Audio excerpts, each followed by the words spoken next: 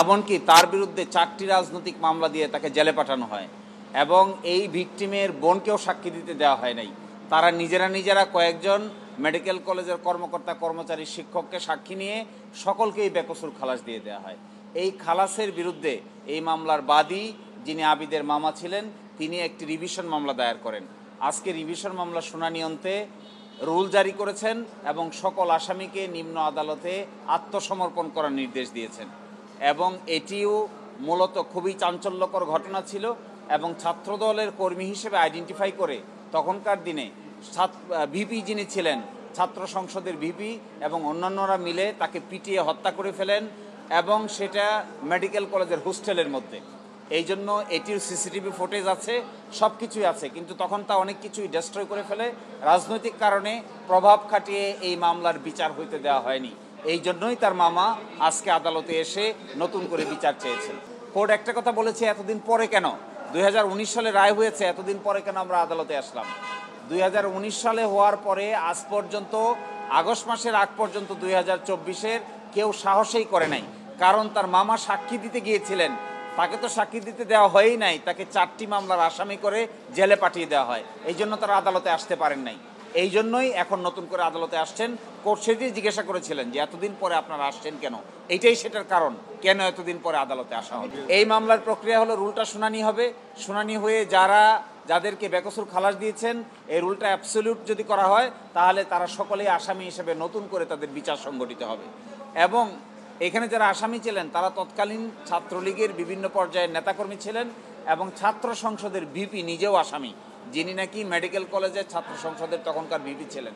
এবং আপনারা তখনকার দিনের পত্রপত্রিকা টেলিভিশন দেখলে দেখতে পাবেন ওই সময়ে জনাব শাহাদাত সহ জনাব আমির খসরু মাহমুদ সহ সকলেই তার এই ডেড বডি দেখার জন্য গিয়েছিলেন। অনেকেই এই মিছিল নিয়ে ডেড বডি দেখার জন্য যাওয়া সত্ত্বেও তারা এই বাধার কারণে ডেড বডি পর্যন্ত তখন দেখতে পারেন নাই, কারণ তাকে মারা হয়েছে ছাত্রদল আইডেন্টিফাই করে। হ্যাঁ, আমরা দ্রুতই রুলটা শুনানি করার জন্য উদ্যোগ নিব। আশা করি উচ্চ আদালত এই ব্যাপারে যথেষ্ট পজিটিভ উদ্যোগ নেবেন এবং আমাদের এই সাবমিশনের ভিত্তিতে প্রকৃত পারপিটেটর যারা সত্যিকার অর্থে এই ঘটনা ঘটিয়েছে, সে যে দলের সে মতেরই হোক না কেন, সবকেই আদালতের আওতায় নিয়ে এসে উপযুক্ত শাস্তি নিশ্চিত করাই আমাদের উদ্দেশ্য হবে। যদি রিভিশন আমাদের অ্যালাউ করেন তাহলে যাদেরকে খালাস দেওয়া হয়েছে দুটো রাস্তাই আছে।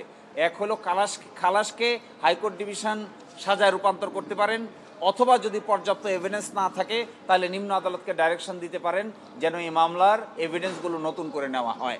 অর্থাৎ তার মামা সাক্ষ্য দিতে পারে নাই, তার বোন সাক্ষী দিতে পারে নাই, যাদেরকে মামলার আসামি করেছিল তাদেরকে নতুন করে সাক্ষ্য প্রমাণ নেওয়ারও ডাইরেকশন দিতে পারেন। 12 জনকে আত্মসমর্পণ করার আদেশ দিয়েছেন যারা খালাস পেয়েছিলেন। এখানে তার ভাই আছেন, আপনি যদি দুই কথা বলতে চান বলতে পারেন। জি, আসসালামু আলাইকুম। আমি আবিদের বড় ভাই। আমার ভাইকে 2011 সালে 19 অক্টোবর আমার ভাইকে মেডিকেল কলেজে পিটিয়ে তাকে মুমূর্ষু অবস্থায় ফেলে রাখা হয়। ফেলে তার এক বন্ধুকে দিয়ে আমার বোনের বাসায় পাঠিয়ে দেওয়া হয়।